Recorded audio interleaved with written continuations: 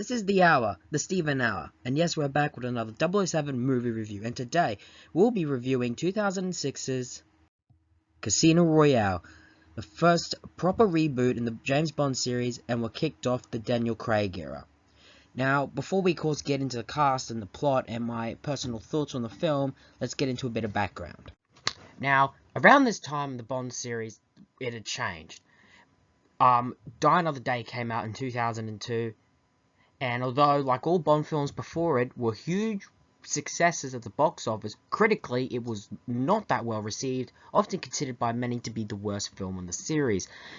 For many people, it hit an all-time low. Pierce Brosnan was set to do a fifth one, but because of creative reasons, it never happened. Also around this time, an infamous spy film came out and sort of changed the rules of the game, the Jason Bourne films. And as a result, it made the Bond films become more that they were spoofing themselves rather than actually being the trendsetters that they were during the 60s. Also during the early 2000s, famous franchises were getting reboots and were also telling origin stories. Also, what made this film different this time around is that finally, because you see, up after The Living Daylights, from the films onwards, from License to Kill all the way to Die Another Day, the films were never based on any novels or even short stories. They were creative and unique. And honestly, three of these 5 films at the time at least had some connection to Bond. GoldenEye, License to Kill, and The World Is Not Enough. But films like Tomorrow Never Dies and Die Another Day were just given new names. The fact the series finally had the rights to do Casino Royale, the first James Bond novel, was huge, as the original creators, Cubby Broccoli and Harry Saltzman, could not get the rights back on the day, and it was the one novel they wanted to adapt. Also this time around, the series was experiencing its first proper reboot. Essentially, from Dr. No to Die Another Day was said to be the one guy. Now they're doing a full reboot. Casino Royale was going to tell the story of Bond's early times, when he became a 00 agent, his first kill, his first mission. So we were going to see his origin story. Also drastically was casting a completely new person in the role. Out was Pierce Brosnan, and in was brought Daniel Craig. Now, I had no problem with Daniel Craig as Bond. To be honest, I didn't find his casting choice that big of a deal, how it caused craziness amongst the fans. But then again, this was the film that got me into the series, so I can't really be saying that I was really crazy, or, that say, hey, why is this guy casted? But the reason why, because Craig didn't look like Bond. He looked more like one of those blonde-haired Bond henchmen. So already, things were shaking up. Martin Campbell also returned to direct, who of course directed GoldenEye, and never directed the other films preceding that one. So he was brought back. So automatically, there was a big thing here. We got a new Bond actor, they were adapting one of the most infamous novels in the James Bond series, and they brought back an established director who did GoldenEye to direct this film. So the question we should be asking ourselves, how did this film turn out? How do I personally feel about it? Well, before we do that, we need to, of course, head straight into the cast. The cast for this film include Daniel Craig in his first time as Bond. He does a very unique interpretations that others have done. He borrows heavily from Timothy Dalton's more darker and grittier, and even more Ian Fleming's own description of how the character acts, though looks drastically different to many of his predecessors. Also, he's very different as this is a rookie. Daniel Craig starts off his tenure as Bond as a rookie spy agent. And honestly, more emphasis on his ego is done in this film, which I really like, and we're going to explore more of that in the plot synonymous. We also here have Eva Green in one of the most infamous Bond girls of the series, as Vesper Lynn, the first ever Bond girl in the novel, and for this rebooted timeline, they brought her in. Now, Eva Green, does the role absolutely phenomenally. She brings so much dignity, and honestly makes this an actual person and not a classic bimbo like most girls would be in usual Bond films. They're kind of portrayed as that and not as well represented. So I really like that, and I really buy the chemistry between Craig and Eva Green. They work so well together. Here we have Mad Mikkelsen as Le Chiffre, another big name in the Bond books as being the first proper villain Bond went up against. Now here, Le Chiffre is portrayed, even though he's really Bond's first proper villain he encounters, at least in the Craig era, he's presented on being on the low totem pole. He's not really that big, massive as other villains, but I like how he's presented, not just being on low on the totem pole, but a sneaky manipulator and almost very greedy. Something I really find him very interesting. Here we also have Judi Dench coming back as M. Interesting, they brought, instead of recasting M, they just brought her back. Something I found very different. People say, but this is supposed to be a reboot. Well, to be fair, Judi Dench is an accomplished actress, and it makes sense to bring her back. Also, but despite that, she does play the role slightly different to how she was on GoldenEye. It's clearly hinted that this version of M was in the Cold War, whilst in GoldenEye, the Pierce Brosnan film, it's established she was brought in after the Cold War had ended. So I don't really find her to be that, that bad. Besides, it's Judi Dench. She's phenomenal. Here we also have brought back Felix Lyder, portrayed yet again by a different actor, Jeffrey Wright. Other than being the first proper black to play Felix Lyder, well, maybe the second black, I should say, because we had a black actor play Felix Lyder in the unofficial Never Say Never Again. He portrays him somewhat differently, more cool-hearted, collective, and even sometimes cold.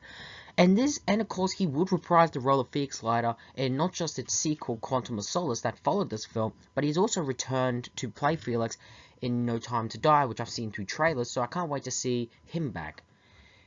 Here we also bring back yet another character essential to the Bond books, Wren Mathis, portrayed by Giancarlo Giannima. I'm probably butchering that name, but he's essentially a contact, and I like how he's presented. He's a nice, likable ally, but then we get a question with his intentions, which I like. It makes him different. Another character, and he too would return in the sequel. Also returning for the sequel is a character named Mr. White, portrayed by Jesper Christensen. Probably butchering that name as well. And he's basically the sort of employer that is kind of always around the chief, and he's a sort of a go-between between like all these other criminal organizations. Again, the chief is a criminal banker, essentially, for world terrorists. Rounding up with the remaining cast includes Villas, portrayed by Tobias Menzies, and essentially is M's assistant. I really like him. He's fun. Here we have Stephen Urbano, portrayed by Isaac D. Bancolo, who is essentially like this freedom fighter and is in business with the chief. Others include a person who works with the chief, Alex Demetrios, portrayed by Simon Cabaran. Hopefully, I'm definitely butchering that name, but basically he's an associate, a gambler, and has a bit of a cocky attitude. Something I really like about his character. We have Katina Morono playing Solajo Demetrios, essentially Demetrios' wife, mistress, a character like that. And of course, we have the chief's girlfriend, Valika, portrayed by Overna Maliska. Sorry, some of these names are just really hard to pronounce. Again, this is not really a big cast, but it is a really small cast. And again, it's really more emphasis on the story, and each of these characters play a role in progressing the story, which I really like about this cast. Something I don't think other Bond films up until this point has probably ever done, where everyone contributes to progressing the story. Anyway, with the cast out of the way, let's begin the film. Believe it or not, we open this film rather differently than we usually do. No opening gun barrel. We open the film at first like the usual logo of the studio that is, obviously making the film.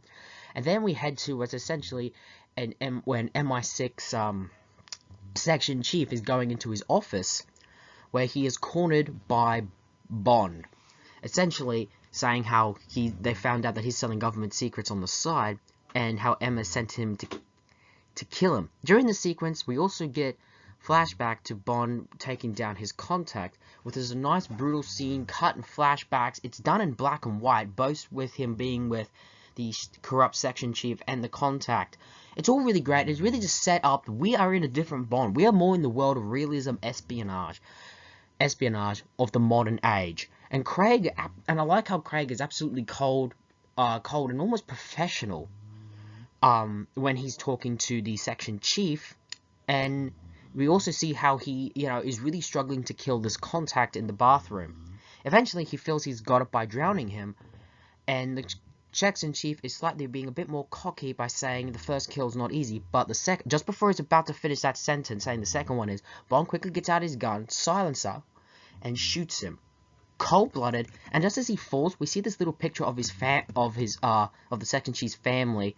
A quick shot, just as that happened. It really shows how cold-blooded and how this is his second kill. We then cut back to him being in the bathroom, where he's picking up his gun, and the contact just gets about to shoot him, where he turns and shoots in the style of the classic gun barrel. And I absolutely love what the direction they did with this. This immediately hooked me into the film when I first watched it. I realized this as a kid, this is a film that I'm going to adore, and this is just a very unique film. I was in for something special. And I like the symbolic meaning of him doing his first kill and earning his gun barrel. Again, the theme of the film is Bond becoming the Bond he is. That was a common trend with these films that were sort of series reboots in the early 2000s.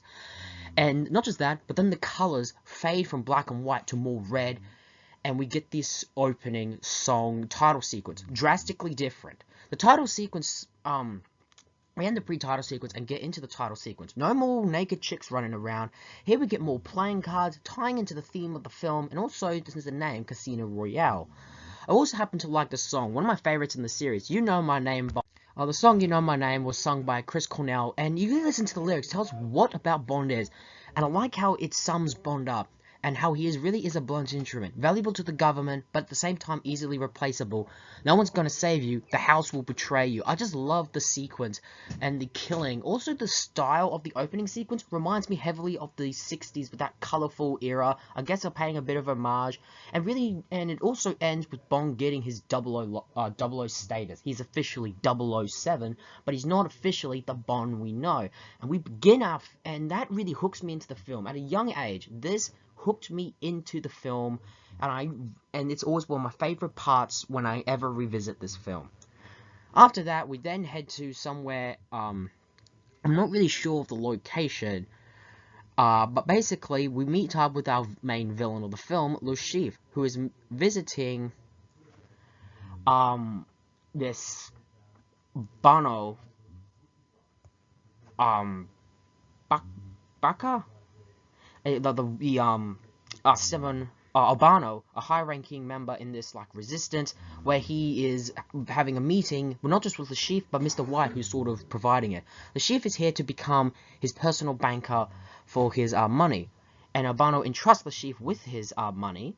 However, Le Chiffre is already planning to use that money to invest in the Skyfleet stock market, betting against the company's failure, so he could, have a high interest rate. Already shows us what Le Chiffre is really a bit of a backstabber, and is a really greedy guy. But he's very well known and respected that many terrorist organizations give him this money. After that, we then cut to Madagascar, where Bond and an MI6 contact are pursuing a bomb maker, Malacca, and to try and be a bomb maker to find out who he's working for. But of course, the MI6 person that was with him blows his cover, and Malacca makes a run for it, with Bond following. We get a really fun, invigorating chase sequence. Interesting fact, the guy playing Malacca was a founder of a new sport at the time called freedom running. Basically, jumps, hurdles, you name it. And even though it's a chase sequence, it's really engaging. Again, showing we're really getting more grounded down to earth. They end up running to a construction site, and it's really fun. And I like how Bond is, even though he's fit, he's still trying to keep up with this ever athletic guy, but he's also trying to keep up not just with his own sheer determination, but he uses a bit of his brains. Eventually, he ends up chasing him all the way to an embassy, where he eventually forces his way in to take Malacca, into custody, but he's surrounded by guards who essentially threaten to kill him. Essentially not wanting to lose or be defeated, he gives Malacca up, ends up shooting him and blowing up the embassy, and makes his escape. And this shows us the Bond's ego. He cannot accept being defeated, even though it would help him in the long run. But however, he's shown not to be completely impulsive. But when he did, he's taken Malacca's backpack, which reveals certain contacts on his phone. Here we end up in where we're introduced to M. Judi Dench is furious as ever. It's really great to see her back. And it turns out she's been summoned because of Bond's actions causing an international incident. And then, of course, she makes her way back to her apartment, where we run into Bond, who is clearly has the skills to break in, and essentially M gives him a reprimand. It's a fun scene, and it also shows that this is not usual Bond. We see how he had the skills to break in, not just into her essentially apartment or house, whatever you would call it, but also into her computer. But we also see this is not a usual Bond. He's not dressed to the nines like you would expect him to wear. This is still a rookie. Eventually, he gives him leave, as again, he was meant to capture Malaka, not kill him.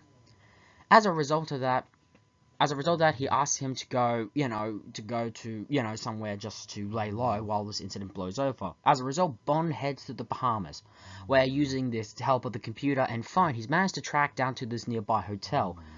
I like how as soon as he gets to the hotel, he's mistaken for a valet, showing that he doesn't have that special thing that makes him stand out.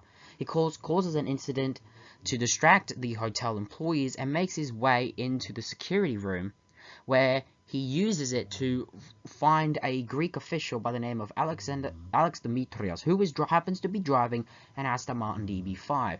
He then, of course, charms the receptionist to get more information on Alex, and as a result, he goes to a poker game. And we get to see Bond's poker skills, something we've always seen in the series, but this really shows how good of a player he is, and will serve a bigger purpose in the story in the long run. In the game, he essentially beats Alex at a poker game, takes his car and girl, and tries to get information out of him. It turns out that Alexander Demetrius is working for Lashif for the big scheme to take down the Sky Market. He makes his way to Miami, seduces Demetrius' girl, and eventually makes his way to the Skyfleet, where he ends up killing Demetrios in a rookie move, but also follows a new person that was working with him as a fake security guard, as they attempted to blow up the Skyfleet. And it's a really fun chase, going through the airport, this chase on the runway, Bond trying to rush up, and I like how there's no gadgets. He has no gadgets in this film, but he's trying to keep up.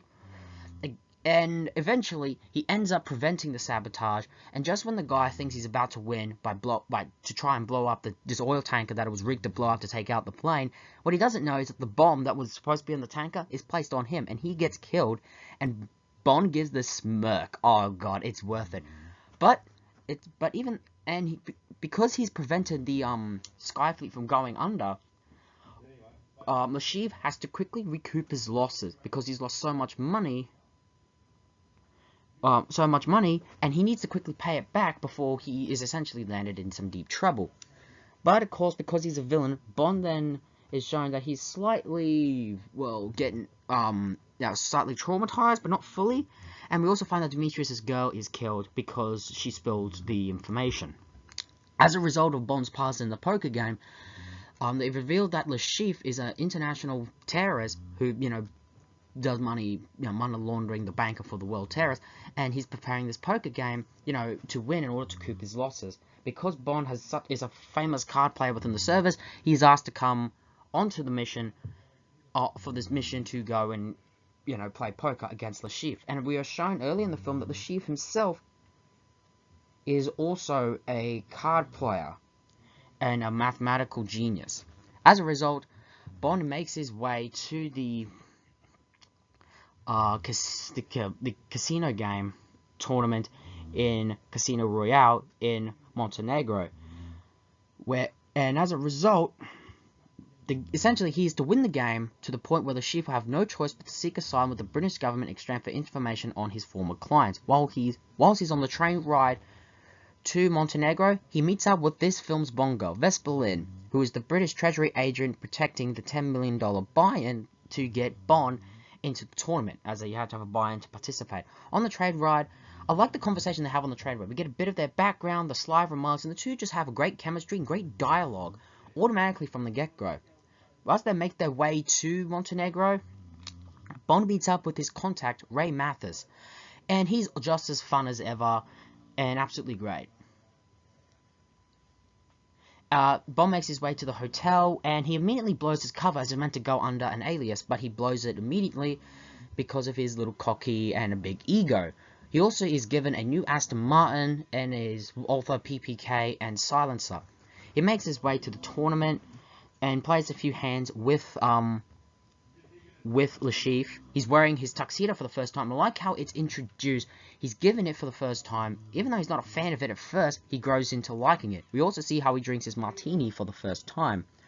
And we also see some familiar face in the poker game that seems to be spying on Bond, and it's clearly not affiliated with Lashif. Lashif, as they take a break from the card game, Lashif goes to his penthouse where he meets Albano, who ambushes Lashif, but allows him to continue playing in order to win back his money. Albano and his bodyguard quickly leave, just as Bond and Vesper are making their way up, but spot him, and a fight breaks out. I love the fight scene that it goes into the hallway. Bond is shown, you know, it's just, like, it's really great choreography. It's brutal, and Bond is really trying to hold his own. I really like it. Eventually, Bond ends up winning victorious, but he did get some help from Vesper, you know, killing them, and essentially has her go to Mathis to quickly get rid of the bodies. But it's also shown that even though Bond has killed them, it takes its toll on him and Vesper. So Bond comforts Vesper, but we also see that killing does play an effect on Bond's psyche. Just as we go on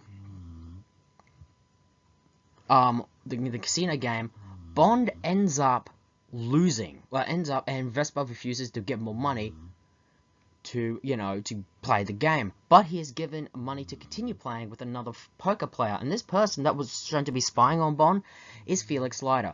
And he's revealed to be a CIA agent and agrees to help Bond win the game in exchange that they get Lashif as well. Again, the common interest is to bring down Lashif, and the two automatically develop a sort of friendly relationship. And as the game goes on, Lashif tries to get rid of Bond by poisoning his martini drink. And as a result, the scene where Bond is, you know, trying to, you know, save himself, he quickly makes his way to the Aston Martin and tries to essentially revive himself. It's a really tense and really on the edge of your seat moment I enjoy. He eventually gets rescued by Vesper, who wins at the end. And one thing I loved at the end of it, Craig is great with the humor. He manages to do it in such a great way. As the game keeps going on, it's pretty much between Bond, Lashif, and a few minor players. And it ends up with Bond winning with a straight flush, with Lashif losing. As a result of this, he wins, and of course, you know, goes to Felix and said, "He's now all yours. Much appreciated, brother." I just love that dialogue just there, and it shows that the two have really developed a friendship, and also an admiration and even respect for each other. That night, Bond is having a nice quiet dinner with Vesper, and just as Vesper leaves, he says that Mathis is cool, but Bond is curious and goes after Vesper, revealing that she's been kidnapped by Lashif's men. He quickly gets in the Aston Martin and drives to rescue her, only to land into a trap with his car getting wrecked, and he and Vesper being taken to this abandoned ship to be tortured. Bond is stripped naked, tied to a chair, and essentially Lashif is like using this rope to really hit him in the balls. And essentially to give him the code, to give him the money that the Bond has won in order to save his hide. But however, Bond knows that this is far too important. He knows no one's come to save him. He knows that he's reached the end of his rope. The fear in Craig's eyes absolutely sells the scene for me.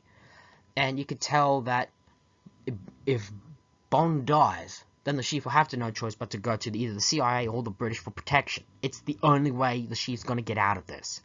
And just when Bond's about to get killed, Mr. White comes in with a gun and shoots Lashif,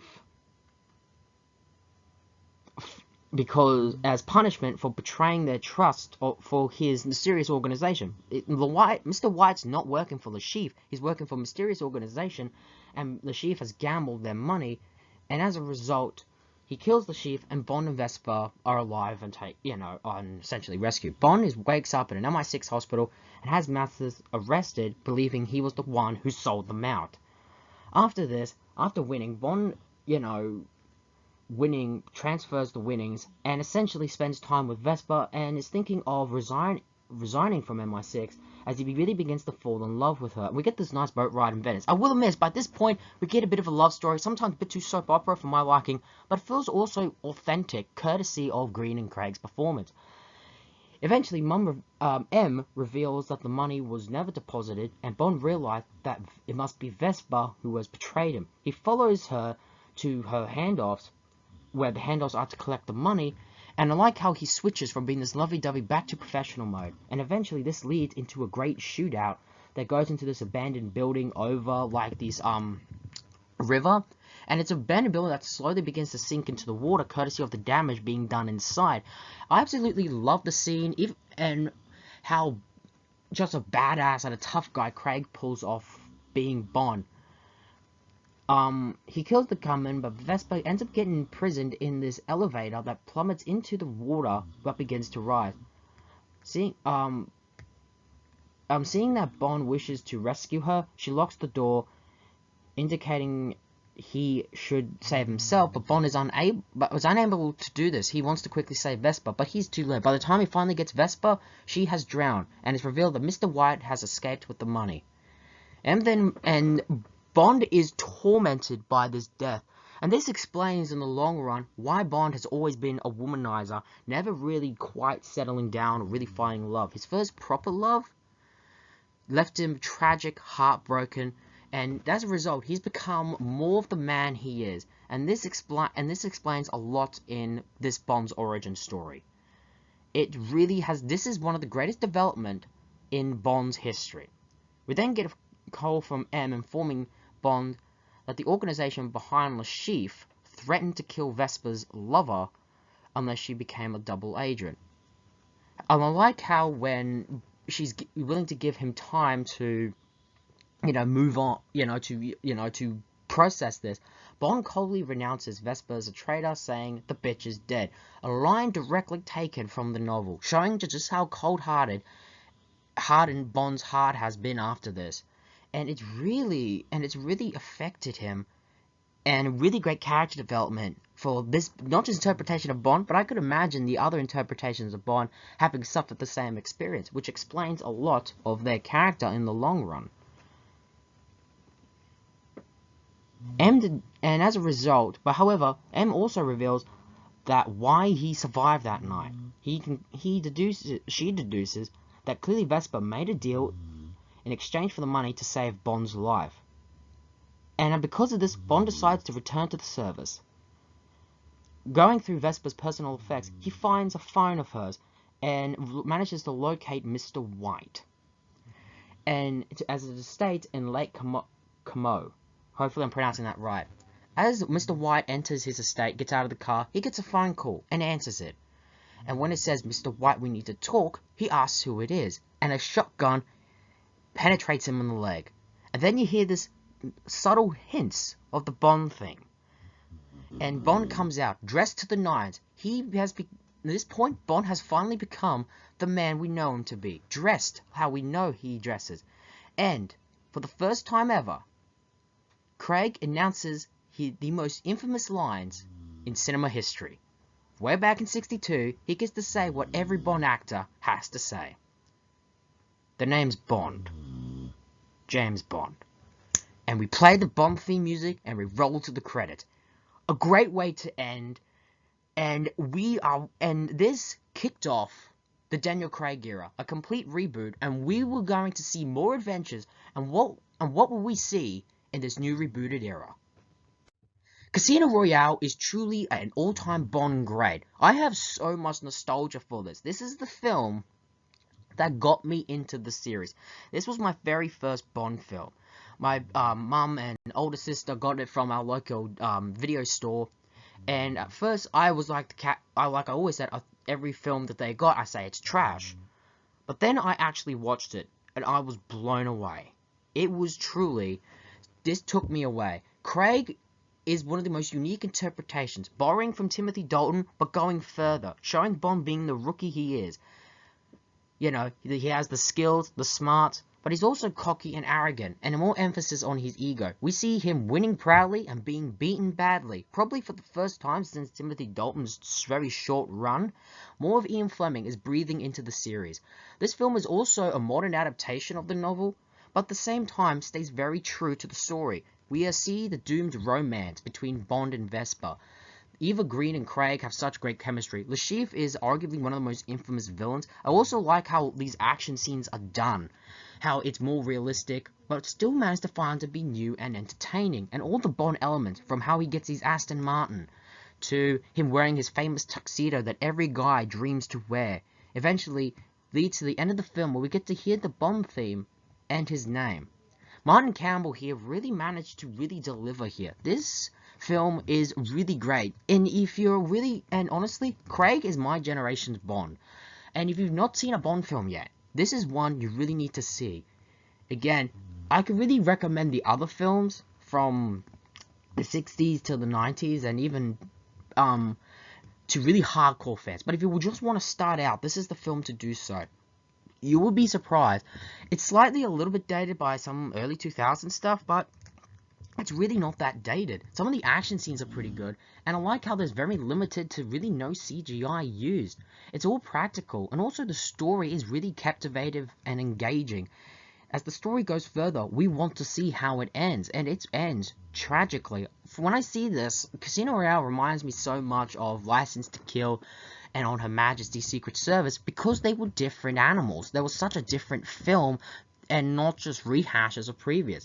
And overnight, Craig went from being considered by many to be a horrible and even very controversial casting choice to being now hailed as one of the greatest in the series. He managed overnight, one performance, to really turn things around. He also got praise from either other previous Bond actors who really enjoyed his take. This saved the series and proved that there's still life left in the old boy, and we were given arguably a great Bond film, and to many it's considered not just one of the greats, but to some people it's considered their favorite. Of course, for me, we know what my favorite Bond film is, but this is definitely around the top 3. I love everything about it, the action scene, the story, and most importantly, its theme. Its themes that it explores in this film, and of course the main film score, like the theme song, You Know My Name, still one of my favorite songs of the series. Casino Royale is truly a masterpiece. And there we have it. That was Casino Royale, released in 2006. This kicked off Daniel Craig's tenure and really showed that there was still life left in James Bond. When this film was released, it was a huge hit at the box office and received critical praise, mostly going towards Daniel Craig's fantastic performance. And we were introduced to a completely new era. This was a reboot. So we were introduced to something fantastic. But what you're going to love about the Daniel Craig era was they were taking risks. And the second film in the series was a deliberate sequel. We were going to continue a bit of the story and some of the loose ends that were given to us in Casino Royale. In the next film, we will be seeing, in the next 007 movie review, we'll be reviewing 2008's Quantum of Solace. So stick around when we tune that one. And then some of you may already know my thoughts on it, but we're going to be doing it. Until then, this has been The Hour, the Steven Hour, and so long for now.